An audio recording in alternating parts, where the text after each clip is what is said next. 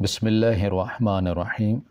السلام علیکم۔ میں بہت خوش نصیب تھی کیونکہ نہ صرف میرا شوہر بلکہ میری ساس بھی بہت ہی اچھی اور محبت کرنے والی تھی۔ عام طور پر ساس کے حوالے سے ایسی باتیں سننے میں آتی ہیں کہ رونگٹے کھڑے ہو جاتے ہیں، لیکن میری ساس کو دیکھ کر تو مجھے لگتا تھا کہ جیسے وہ میری ساس نہیں بلکہ ماں ہے۔ شادی کے پہلے دن سے ہی انہوں نے مجھے سر آنکھوں پر بٹھا رکھا تھا کیونکہ میں ان کے اکلوتے بیٹے کی بیوی تھی اور وہ بھی اس کی پسند کی۔ میں اور میرا شوہر ایک ساتھ دفتر میں نوکری کیا کرتے تھے اور میرے شوہر نے وہیں مجھے پسند کر کے اپنی محبت سے شادی رچائی تھی۔ میرے شوہر کی منگنی پہلے سے ہی اپنی خالہ کی بیٹی سے ہو چکی تھی، لیکن میری خاطر انہوں نے وہ منگنی توڑی، اپنی اماں کو ہمارے گھر بھیج دیا۔ اسی لیے مجھے لگتا تھا کہ میری ساس مجھے بالکل پسند نہیں کرتی ہوں گی اور شادی کے بعد ان کا رویہ میرے ساتھ ٹھیک نہیں ہوگا۔ لیکن اس وقت میں حیران رہ گئی جب شادی کی اگلی صبح ہی میری ساس بہت محبت سے میرے گلے لگی اور اپنے گلے سے سونے کی چین اتار کر میرے گلے میں ڈالتے ہوئے کہنے لگی، آج سے یہ گھر اور ہر چیز تمہاری ہے۔ میں نے اس طرح ان کے گلے کی چین لینے سے انکار کیا تو وہ رونے لگی اور روتے ہوئے کہنے لگی، میں نے اپنے اکلوتے بیٹے کو اکیلی ہی بیوگی میں پال پوس کر بڑا کیا ہے۔ میرا جو کچھ ہے وہ میرے بیٹے کا ہے اور اب تمہارا بھی ہے۔ میری ساس نے خود ہی گھر کی ساری چابیاں میرے ہاتھ پر رکھی اور کہنے لگیں کہ آج سے گھر کا سارا حساب کتاب بھی تم سنبھالو، میں تو اب جائے نماز بچھا کر اللہ اللہ کروں گی۔ ساس کے ایسے رویے نے جہاں مجھے حیران کر دیا تھا، وہیں ان کا بیٹا بشیر یہ سب دیکھ کر کہنے لگا، نہیں اماں، منیزہ آپ کی بہو ہے اور وہ بھی اتنی سمجھدار نہیں ہے کہ گھر کے معاملات کو چلا سکے۔ بشیر نے خود میرے ہاتھ سے چابیاں لے کر اپنی ماں کو دی اور کہنے لگا، اماں یہ گھر ابھی آپ ہی سنبھالیں۔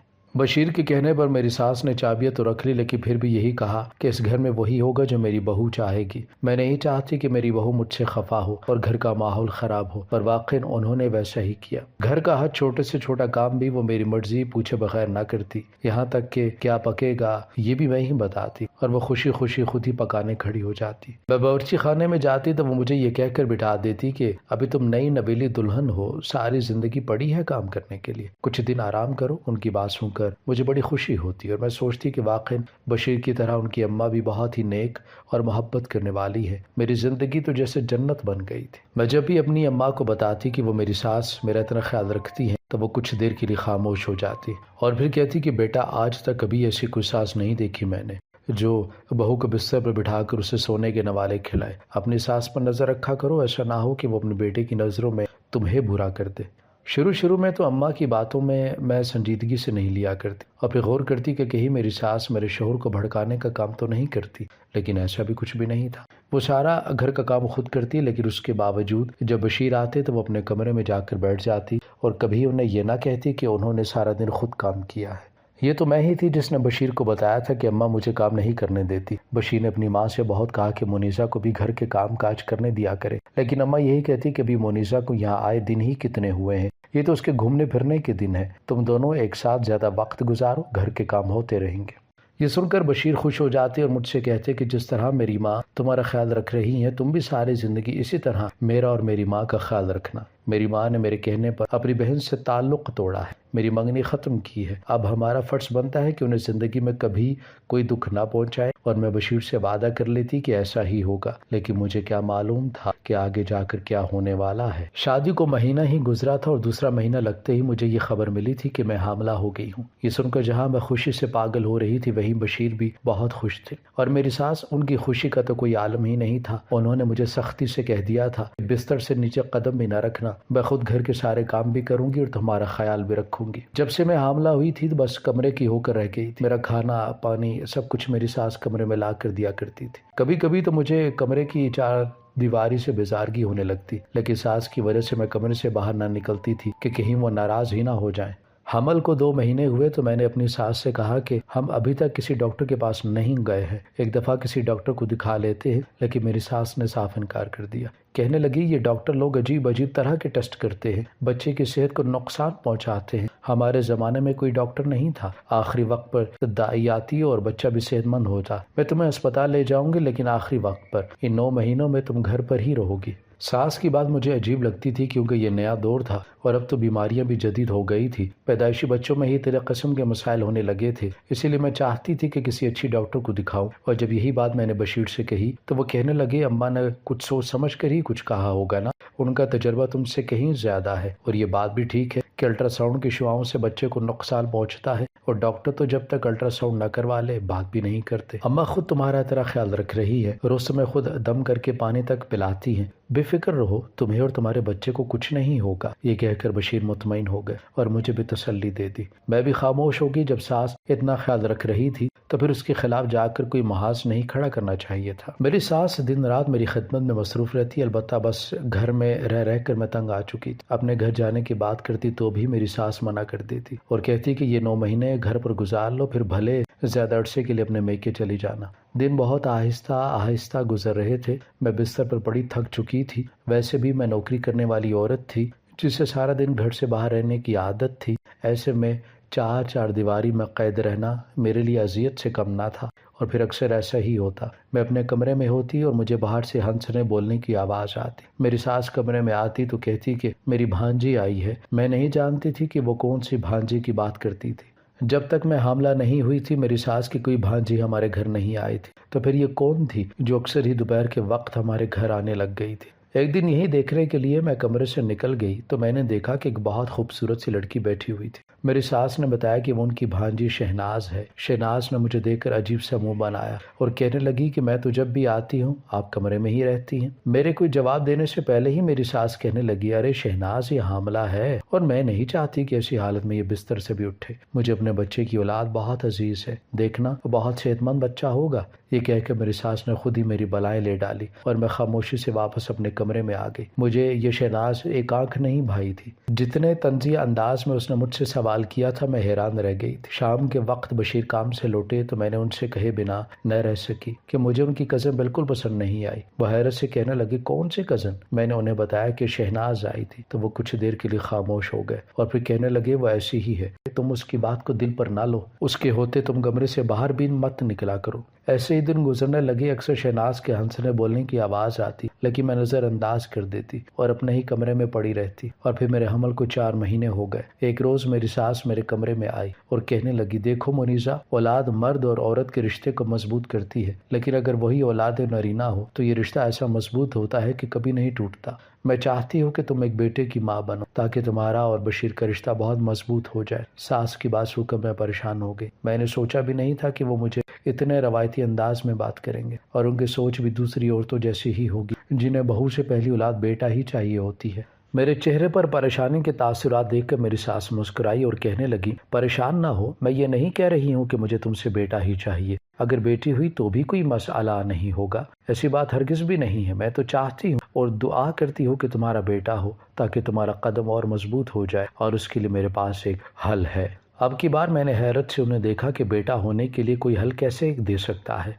मेरी सास ने मोहब्बत से मेरे गालों पर हाथ फेरा और कहने लगी, मेरी सास भी बहुत मुझे चाहती थी और इसीलिए मैं तुमसे भी बहुत प्यार करती हूँ। मेरी सास ने ही मुझे ये बात सिखाई थी कि अगर औरत की गोद में पहली औलाद बेटा हो तो वो शोहर का दिल जीत लेती है। और फिर उन्होंने मेरी खास किस्म की मालिश की थी जिसकी वजह से मेरे पास बशीर की पैदाइश हुई थी और मैं चाहती हूँ कि मैं भी तुम्हारे साथ वही करूँ। तुम्हें हर रात मुझसे मालिश करवानी होगी। मैं खुद एक खास तेल लगाकर अपने पाँव की एड़ी से तुम्हारी कमर की मालिश करूंगी और देखना तुम एक सेहतमंद हट्टे कट्टे बच्चे को जन्म दोगी, बशीर के दिल पर राज करोगी, ये घर भी हमेशा के लिए तुम्हारा हो जाएगा। सास का ऐसा मोहब्बत भरा रवैया देखकर मैं खुदा की शुक्रगुजार हुई कि मुझे ऐसी सास मिली है जो चाहती है कि मैं उनके बेटे के दिल पर राज करूं, वरना सासें तो बहुओं को अपने बेटों की नजर में गिराना चाहती हैं। मुझे भला क्या एतराज हो सकता था। मैंने कहा, अम्मा, अगर आपको लगता है ऐसा करने से बेटा पैदा होगा तो मैं खुद रोज रात को आपके कमरे में आ जाया करूंगी, आप मेरी मालिश कर दीजिएगा। ये सुनकर मेरी सास खुश हुई और हाथ में पकड़े पैसे मेरे सर से वार कर कहने लगी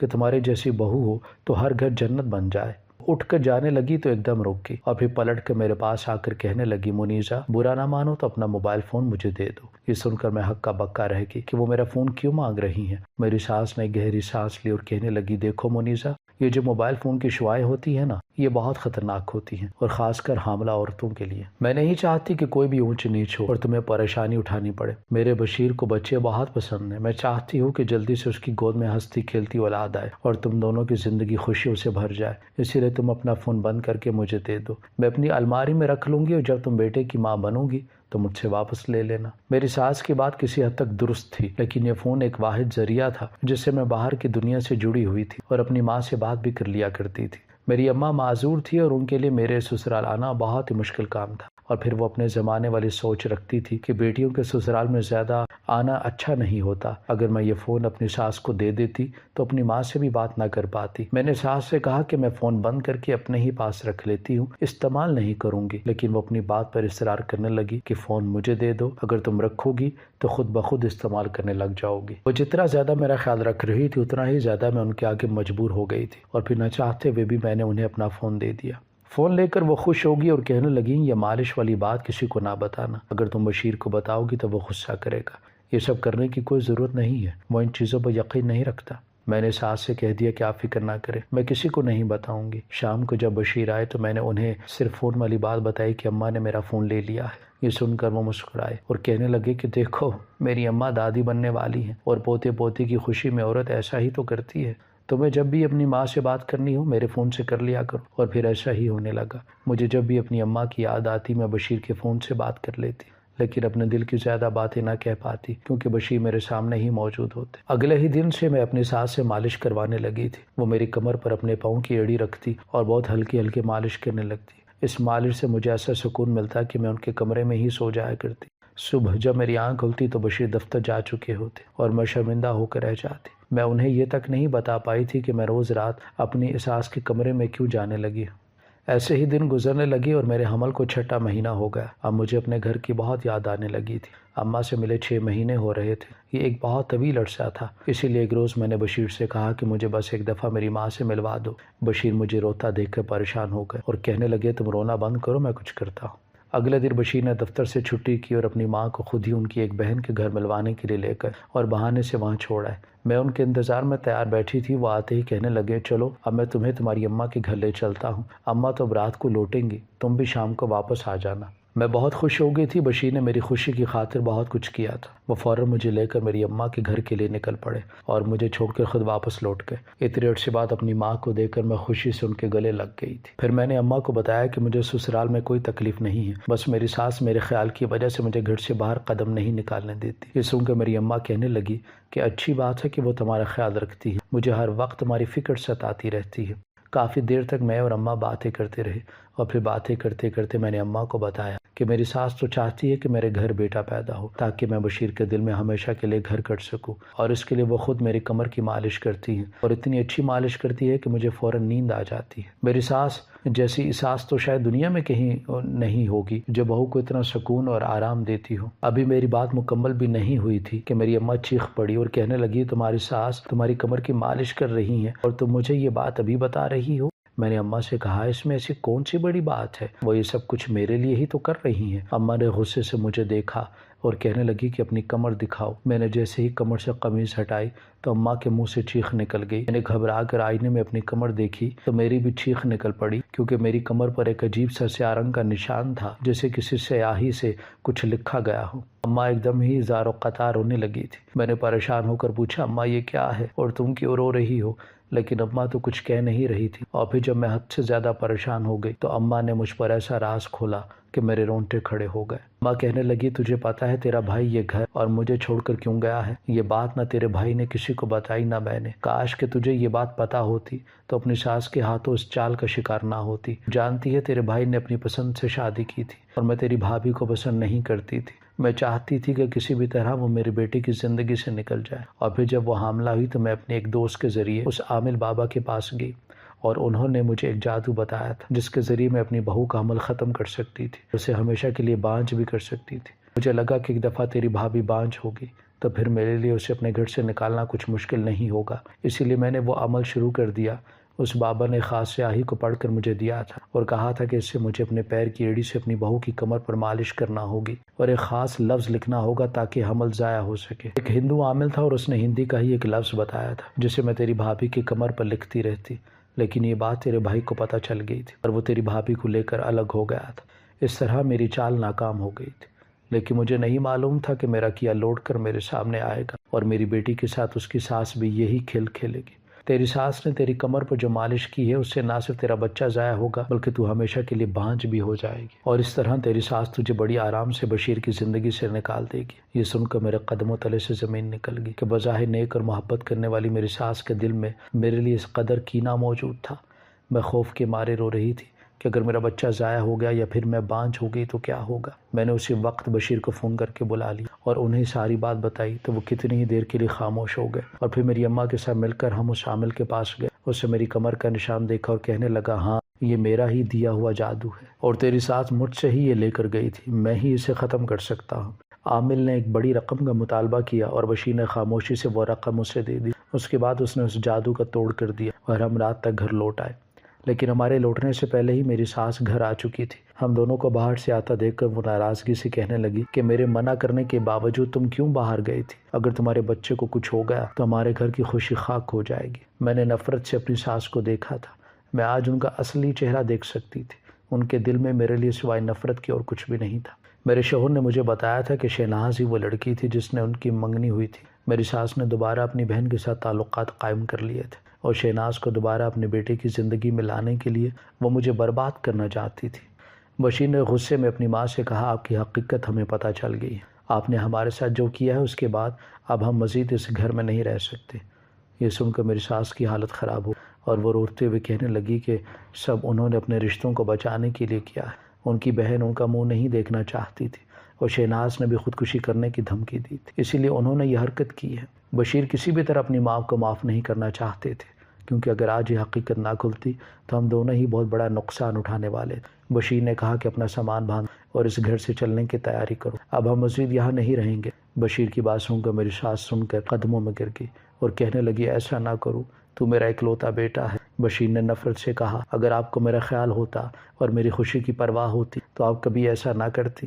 جب بشیر نے ان کی کوئی بات نہ سنی تو وہ میرے قدموں میں گر گئی اور مجھ سے معافیاں مانگنے لگی۔ ان کی حالت دیکھ کر مجھے ان پر رحم آ گیا، کیونکہ میں بھی تو جلد ہی ماں بننے والی تھی اور جانتی تھی کہ اولاد کا دکھ کیا ہو سکتا ہے۔ میں نے یہ سوچ کر انہیں معاف کر دیا کہ میری ماں نے بھی میری بھابھی کے ساتھ یہی سب کچھ تو کیا تھا اور شاید اسی لیے یہ سب لوٹ کر میری طرف آیا ہے۔ میں نے بشیر سے کہا کہ آپ بھی اپنی ماں کو معاف کر دیں اور ہم آئندہ خود ہی احتیاط کیا کریں گے۔ میرے بہت سمجھانے پر بشیر نے اپنی اماں کو معاف کر دیا تھا، البتہ ان کے دل میں اپنی ماں کے لیے گرا پڑ گئی تھی۔ پورے 9 مہینے بعد میں نے ایک صحت مند بچے کو جنم دیا۔ اس بچے کے آنے سے میرے گھر میں رونق لگ گئی تھی۔